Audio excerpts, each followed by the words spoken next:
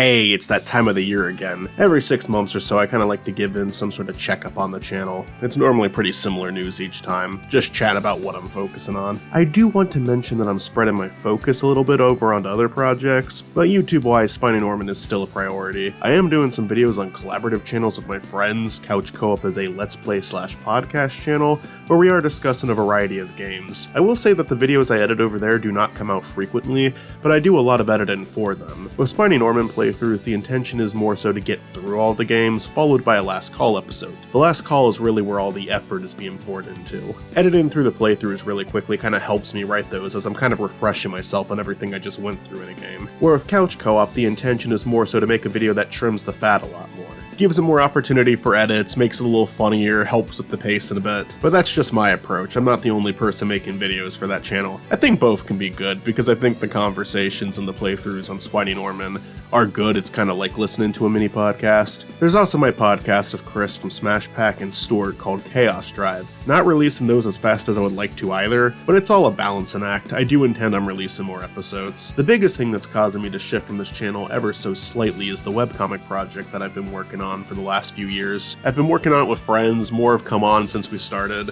It's been a lot of trial and error. It's certainly a different project now than it was 5 years ago, but I am finally starting to illustrate the first issue, and I'm trying to learn a lot in the process as well. I've gotten pretty comfortable with drawing Spiny on this channel, but I really don't know how to draw characters at different angles. With me, it's always facing forward or facing slightly to the side. The idea with this webcomic project is that it can start off really cartoonish and almost abstract looking, but I want the style to evolve as the comic story evolves. We'll see how that goes. It's certainly easier said than done. Here's some very cursed images from the comic. I mean, they're probably not going to actually show up in the comic, but it's all concept art of the main characters and some side characters. Some of them are just jokes too. It's definitely a comic that's going to have a somewhat shitpost nature to it, but there is an actual story with purpose to it that I do want to express as well. And finding the right way to do that is very important to me. I never want to hide behind, this is just a shitpost, so you can't talk critically about it, because there is actually a point to it. This is just kind of the art I'm best at drawing. This is just the art that has more of my personality in it, but I definitely think it needs to evolve as I'm working on this. This is my favorite drawing of the batch. Why the fuck is that baby so pissed off? You'll have to find out whenever the fuck we release this comic. I think it'll happen soon. It's just going to be a shitload of work that might occasionally cause a hiatus on this channel. I like the idea of making it a audio comic, like we release the comics on YouTube with voiceover and music. I think that would help with the timing a lot. I do think timing is part of my sense of humor. You don't quite get that with a comic since anyone can read it their own way. But I think I'd like there to be a read option too, where I just throw in speech bubbles. I'd like to give people an option with that. But yeah, there likely will be a video version of this project too. Maybe on this channel. I don't know. I gotta figure out where the most appropriate place to post that would be. I would like to expose it to an audience immediately, so Spiny Norman might be perfect for that. But I understand that's not what a lot of you are here for. I mean, I guess it's what none of you are here for, since I'm just telling you about it now.